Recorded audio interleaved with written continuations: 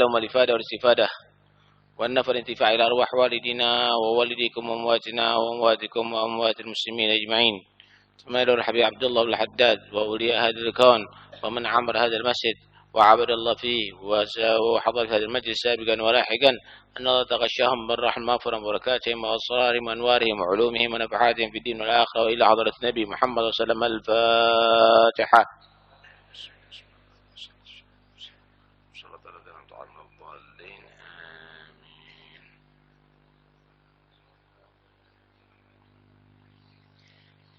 Bismillah walhamdulillah wassalatu wassalamu ala rasulillah Sayyidina Maulana Muhammad bin Abdullah wa ala alihi wa sahbihi wa man wala. Qala al-musannifu rahimahullah wa nafa'ana bihi wa bi'ulumihi fid dharain amin.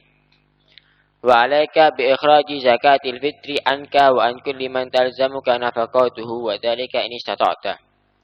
Wa alayka bil iktsari minas shadaqati wa bit tasadduqi 'alal arhamil muhtajin wa ahli khairil mukallidina khususan. فإن الصدقة تزكو ويزيد ثوابها بوضعها في مثل هذه المواضع إلى آخر ما قال رضي الله عنه وأرضاه. بسم الله والحمد لله والصلاة والسلام على رسول الله سيدنا محمد بن عبد الله وعلى آله وصحبه ومن والاه. وعليك بإخراج زكاة الفطر عنك وعن كل من تلزمك نفقته.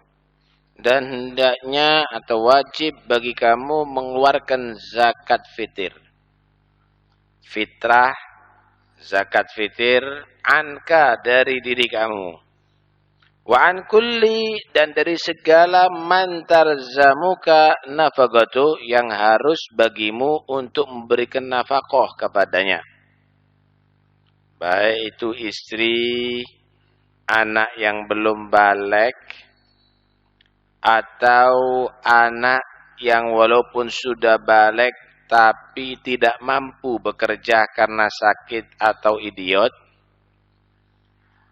atau orang tua yang dia tidak mampu, wajib untuk mengeluarkan zakat fitrah bagi dirinya dan mereka.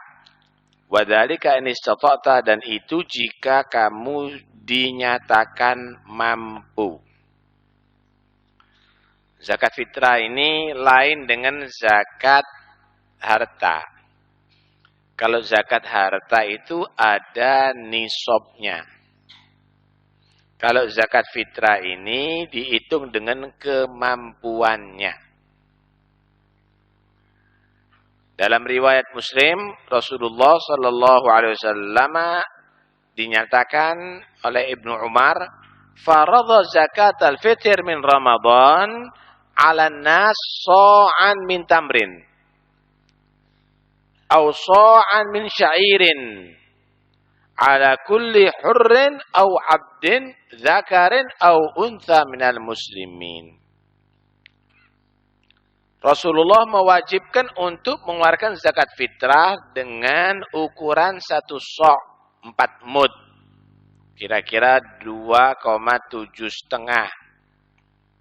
2 kilo 7,5 ons. Wajib bagi setiap manusia.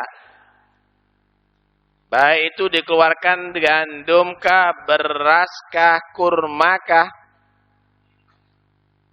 Yang jelas dari makanan pokok. Baik itu merdeka maupun budak, laki-laki atau perempuan daripada kaum muslimin wajib mengeluarkan zakat fitrah. Masih bayi.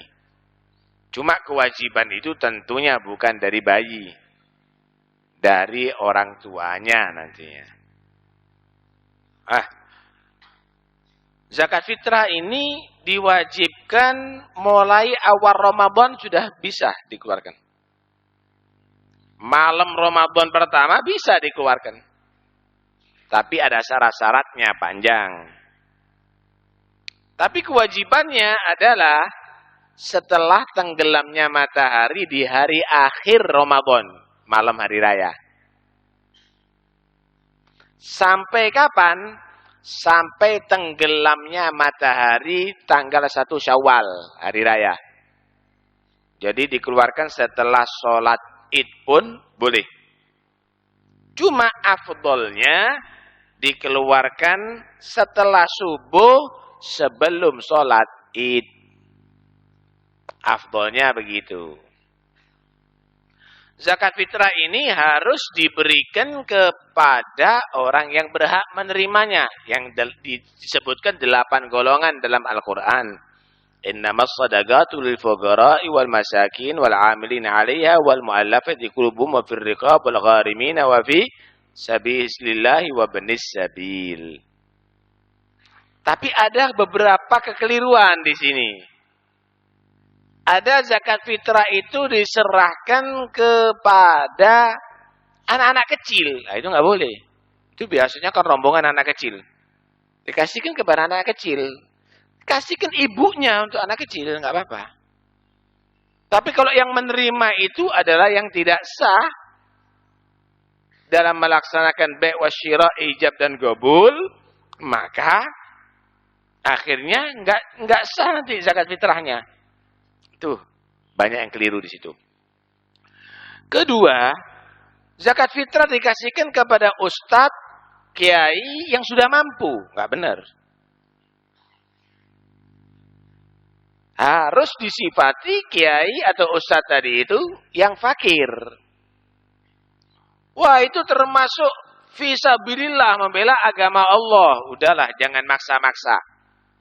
Kalau berfatwa harus pakai yang mu'tamad.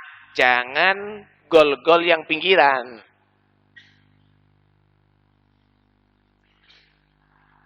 Zakat fitrah juga kadang-kadang diberikan kepada masjid, dijual untuk bangunan masjid. Nggak bisa.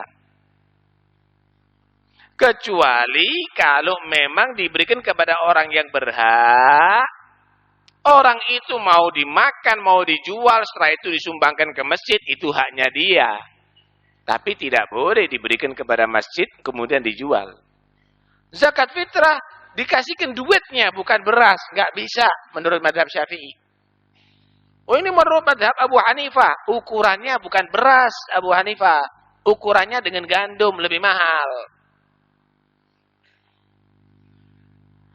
Karena itu, jangan gampang-gampang berfatwa, kemudian orang akhirnya di dalam melakukan bisa tidak sah. Paham nih ya? Zakat fitrah itu wajib dikeluarkan bagi orang yang hidup di sebagian Ramadan dan sebagian Syawal. Maksudnya gimana? Nah, dengarkan. Kalau ada orang lahir jam 5 sore. Jam 5 sore. Tanggal hari terakhir bulan Ramadan. Kemudian bertahan hidup sampai jam 7 malam. Malam 1 Syawal, malam hari raya. Mati. Berarti hidup di sebagian Ramadan, hidup di sebagian Syawal. Itu kena zakat fitrah. Paham nih ya? Kalau dinyatakan mampu. Mampu di sini ada kriterianya. Yaitu kebutuhan makan dan pakaian untuk dirinya dan orang yang wajib dinafkahi ada, tercukupi pada hari raya dan malam harinya. Malam harinya 1 Syawal dan malam 2 Syawal. Ada menyatakan malam 1 Syawal dan hari 1 Syawal. Alhasil kebutuhan 24 jam. Untuk dirinya dan keluarganya. Lebih, ya wajib. Lah ya apa, sekarang saya tidak punya apa-apa. Tapi sepeda motor 3 misalnya. Baju lebih itu masih dikatakan mampu, Pak. Untuk zakat fitrah. Paham nih ya? Kemudian lebih daripada hutang. Kalau utangnya banyak, ini hartanya kalau dijual nggak cukup buat bayar hutang. Ya udah nggak wajib. Wajib bayar hutang, bukan wajib mengeluarkan zakat fitrah. Nggak mengeluarkan zakat fitrah, nggak bayar hutang, ngemplang maling. Kemudian rumah yang layak, bagi dia dan orang yang wajib dinafkahi, rumah yang layak. Dia nggak punya rumah, loh dia tidur di emperan. Tapi duit ada untuk nyewa, masih lebih, ya wajib zakat fitrah.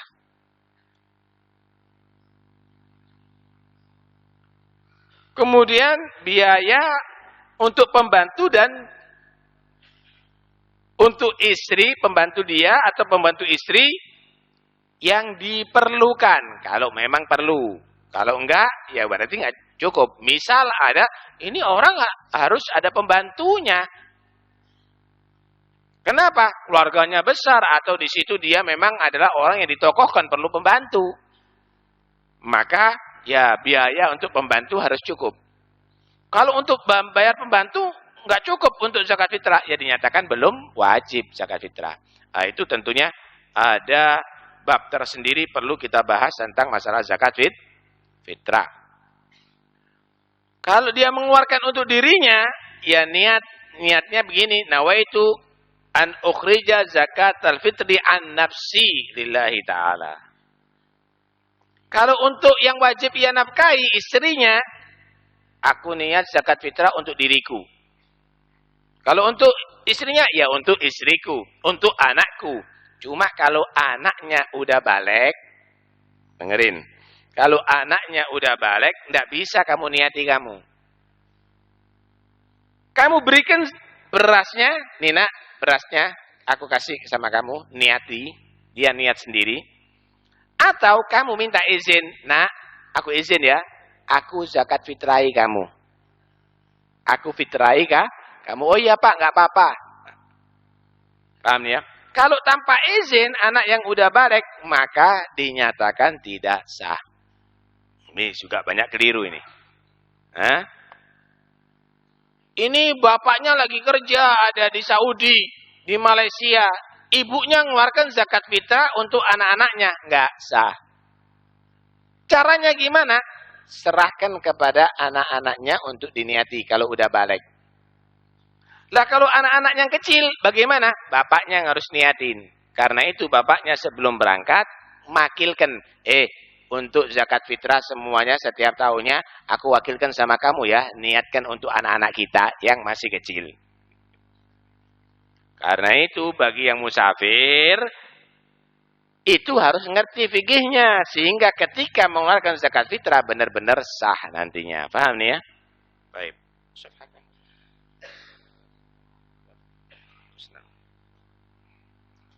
Kalau kita bahas ada di sini, panjang lebar nantinya.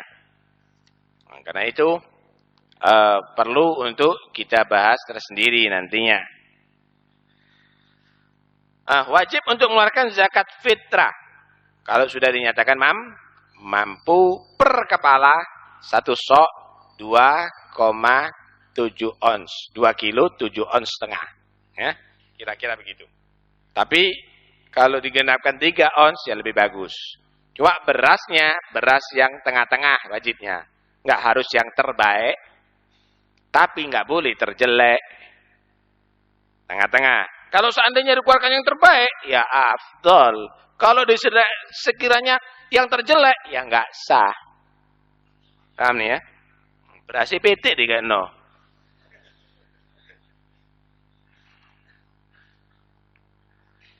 Wa 'alaika bil iktsari minas shadaqah. Dan hendaknya kamu memperbanyak sedekah. Wa bit tasadduq 'alal arhamil muhtajin, dan juga bersedekah terhadap keluarga-keluarga yang memerlukan bantuan. Wa ahlil khair, dan juga bersedekah kepada orang-orang yang soleh. Al-mugillin, yang memang mereka tadi itu orang yang seret rizkinya, orang yang minim rizkinya, khususnya ahlul khair yang demikian ini kamu cari. Fa inna sadaqah, karena sesungguhnya sedekah itu tazku, akan berkembang, mengembang, menjadi banyak. Wa yazidu thawabuha, dan akan bertambah pahalanya. biwad'iha, kalau ditaruh itu sedekah, fi mithli hadhil mawadi', di tempat seperti itu, yaitu keluarga yang memerlukan atau orang yang soleh. Di sini pertama, memperbanyak sedekah. Allah Subhanahu wa taala berfirman dalam Al-Qur'an, "Qul inna rabbi yabsutur rizqa liman yasha'u min ibadihi wa yaqdiru lah. Wa ma anfaqtu min syai'in fa huwa yukhlifuh. Wa huwa khairur raziqin." Katakan wahai Muhammad Rasulullah, "Inna rabbi," sesungguhnya Tuhanku, yabsutur rizqa, meluaskan rizki, liman yasha, bagi orang yang Allah kehendaki. Ada yang jadi kaya, lancar rizkinya. Liman yasha'u min ibadih. Allah memberikan rizki yang lancar kepada sebagian hambanya, tapi itu adalah ujian. Wa yaqdirulah, dan juga Allah memberikan, menyeretkan, menyempitkan rizki bagi sebagian hambanya, juga ujian. Dua-duanya diuji. Ada yang lancar, ada yang seret. Kemudian Allah Subhanahu wa taala memberikan solusi supaya yang diuji dengan rizki yang banyak ini lulus. Allah menyatakan, wa ma anfaqtum min syai'in fahuwa yukhlifuh. Apa yang kamu keluarkan daripada harta yang Allah lancarkan rizkinya untuk kamu dari itu, daripada kebaikan, maka enggak sia-sia. Allah akan ganti. Diganti pahala yang besar nantinya. Wa huwa khairur raziqin, dan Allah adalah sebaik-baik pemberi rizki. Sebaik-baik pemberi rizki. Loh, apakah ada yang memberi rizki selain Allah? Kok dikatakan sebaik-baik pemberi rizki? Untuk selain Allah, itu bukan alal haqiqah. Orang tua kita memberi rizki kepada kita dari rizki Allah. Orang lain memberi rizki kepada kita dari rizki Allah. Tapi Allah khairur raziqin, sebaik-baik pemberi. Kenapa? Orang lain masih bisa mengundat-ngundat.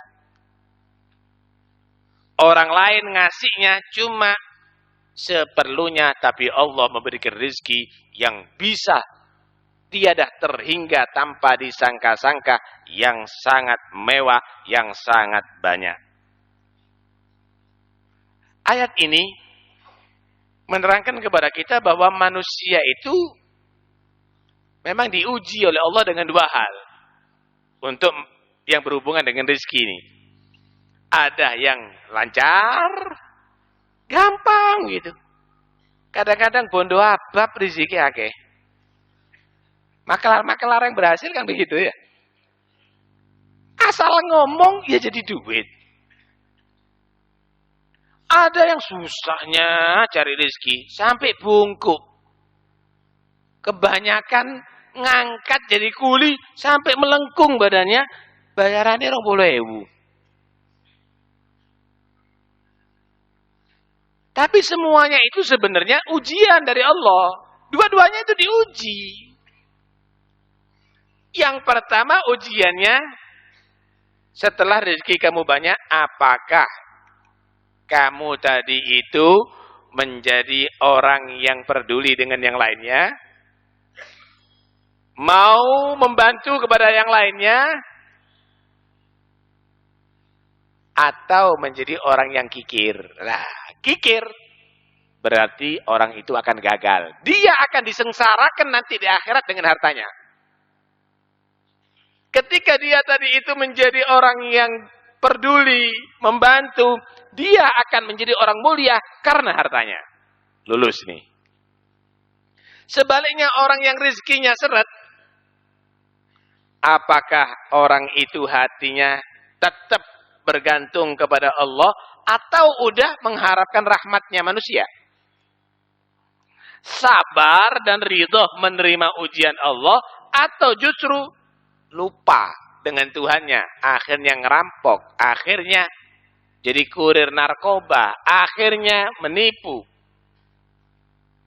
Maka jika ia sabar, tetap dia menjadi orang istiqamah, dia lulus, dia akan diangkat derajatnya oleh Allah karena kefakirannya. Sampai nanti di akhirat itu dikatakan oleh Nabi, yadkhulu fuqara ummati qabla aghniyaihim bi 500 am.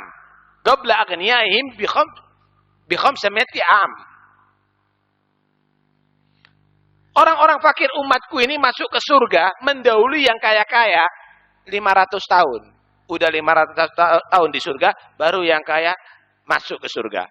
Kenapa? Enggak dihisap. Kenapa? Makane sak pulut coy. Itu pun dari rezeki yang halal. Ini kadang-kadang enggak makan ini. Wah, banyak dirahmati, udah masuk surga, masuk surga, masuk surga. Yang ini kulkasnya akeh, mari ngono sik gudangnya akeh sian. Wah, dihisap untuk apa yang di gudang? Dari mana yang ada di kulkas? Dari apa yang kamu makan? Kenapa kamu tidak sedekahkan? Cara kerjamu bagaimana? Akan dihisap. Dan harus dipertanggungjawabkan. Wah, lebih daripada bank ini. Diaudit ini. Diteliti semuanya. Karena itu, yang halal jadi hisap yang lama, yang haram jadi siksa yang berat. Halal wa hisab wa haramuha adab. Baik.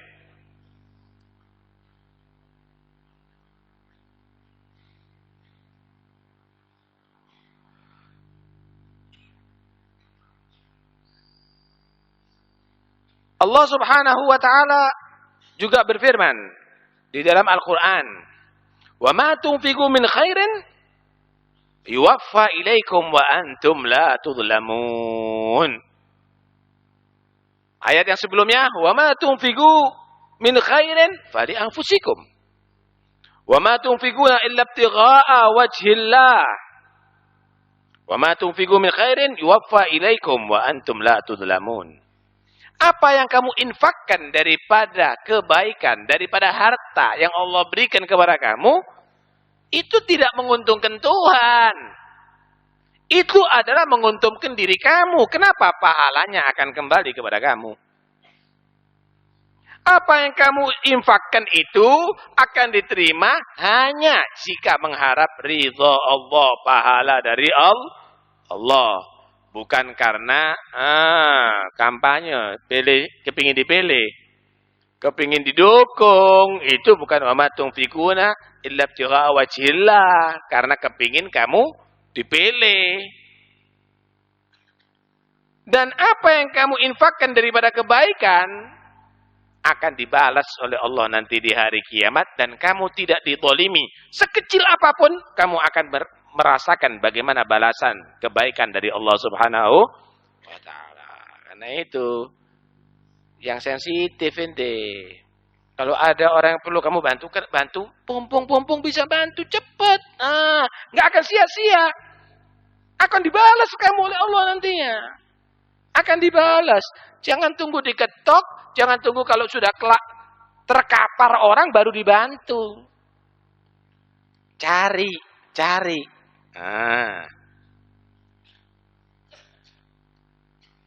Wah, kalau kita bacakan, kalau kita bawakan hadis-hadis Nabi tentang sedekah, panjang lebar, banyak sekali.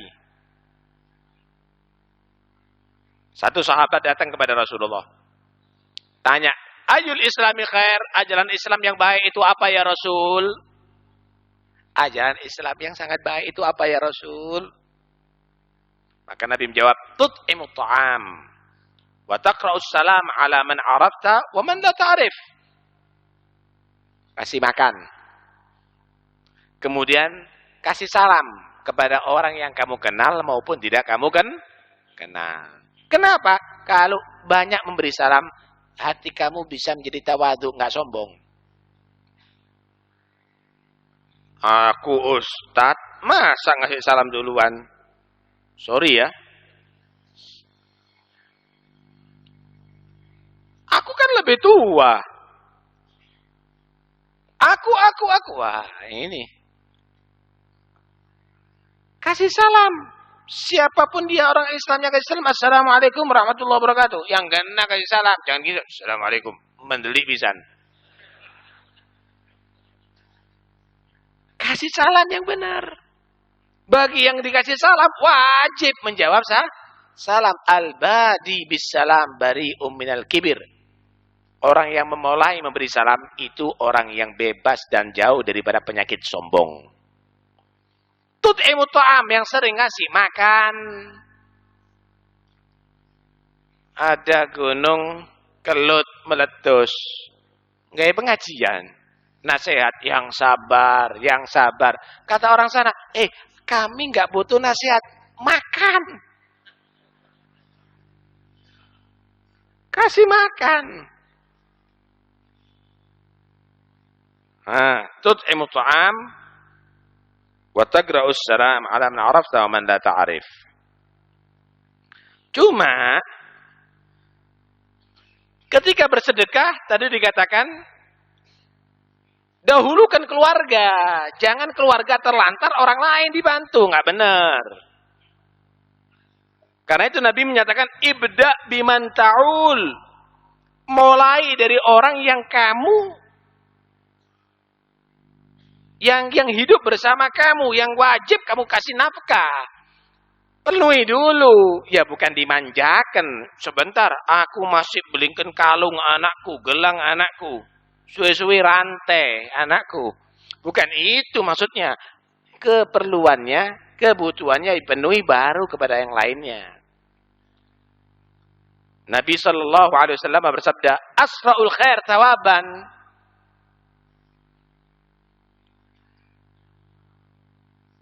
Silaturrahim. Wa asra'u syar'i gaban qati'atur rahim.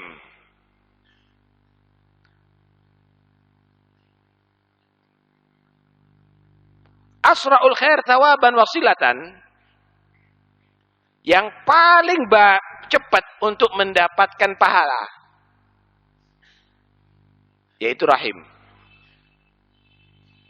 Famili kamu paling cepat sampai kepada Allah, paling cepat mendapatkan pahala. Keluarga.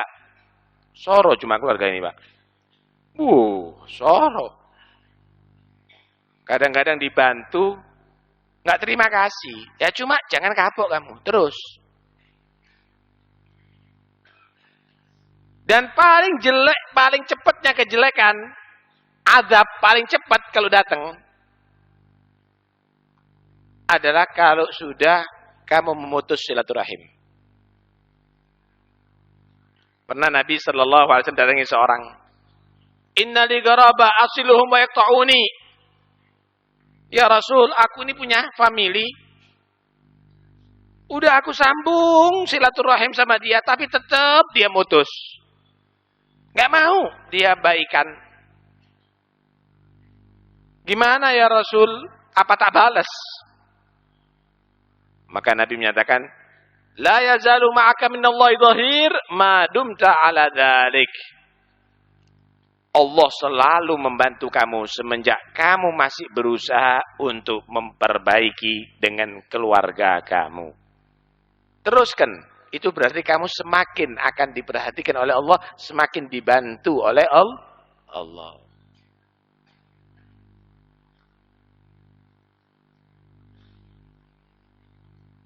Karena itu, jangan kita menjadi orang yang kaku. Kalau dia tadi itu tidak menghargai kamu, jadilah orang menghargai dia.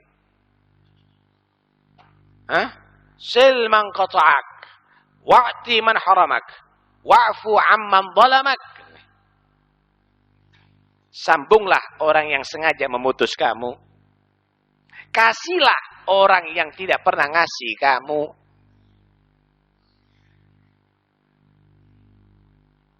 Maafkanlah orang yang mendolimi kamu. Wah, hebat itu. Hebat. Orang yang mendolimi aku, tak maafkan. Kamu bisa balas. Kamu maafkan enggak. Saya maafkan.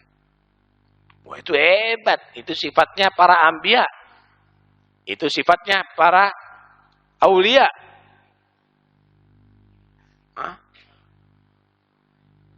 Sedekah kata Habib Ali Al-Habsyi,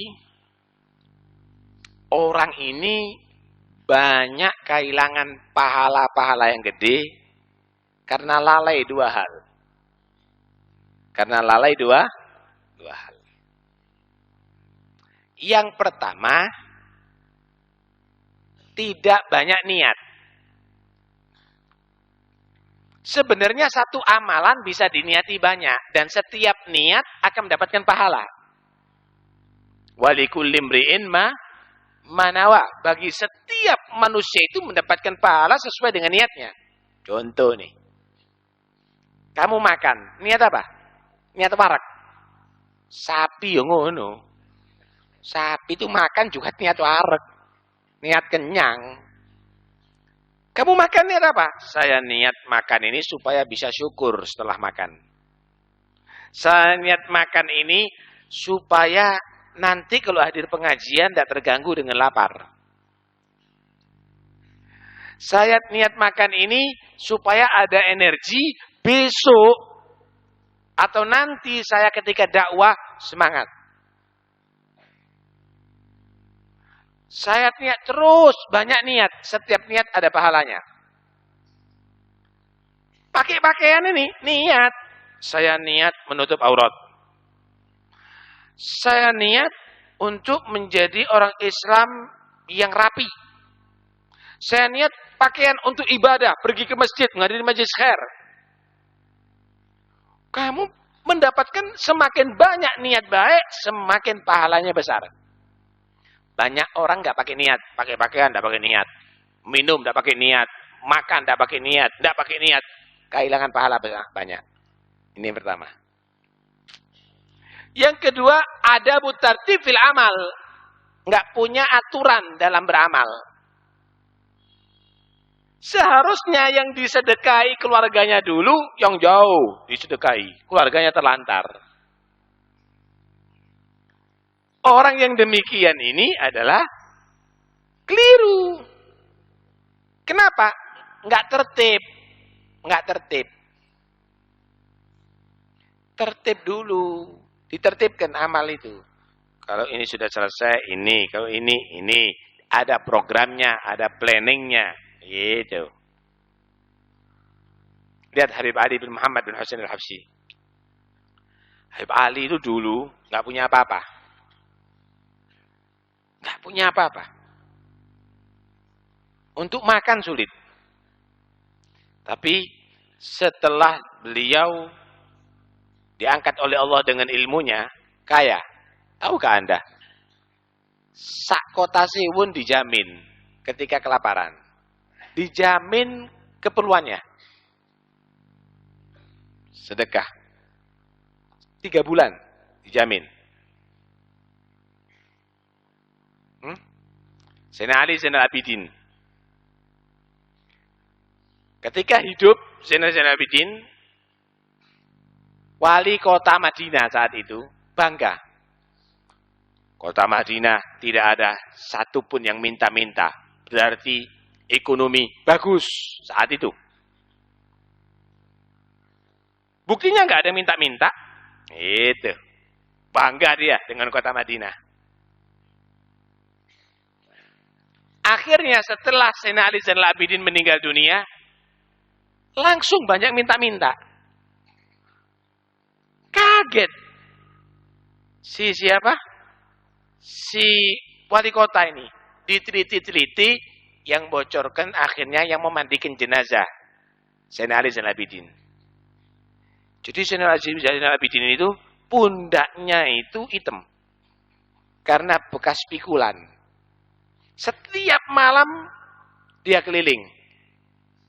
Naruh keperluan fakir miskin. Naruh keperluan keluarga fakir miskin. Setiap hari dipikul sendiri. Nggak ada yang tahu. Jadi mereka buka rumah. Gandumnya ada, minyaknya ada, gulanya ada misalnya. orang-orang husnudzonnya, prasangkaannya, wah pemerintah kita ini perhatian sama kita. Perhatian sama kita. Akhirnya, lah pemerintah menyangka, wah rakyat ini berarti udah cukup semuanya, nggak ada yang minta bantuan. Nggak taunya Senali Senabidin, nggak ada yang tahu sama sekali. Dibagi, sampai meninggal dunia nggak ada yang tahu, Pak. Sekarang masuk koran. Ngekeindah melbu koran. Pasang lagi ada di pelakat bantuan. Nah, karena itu, mereka telah menjadi contoh bagi kita untuk beramal. Perbanyaklah beramal dengan harta kamu,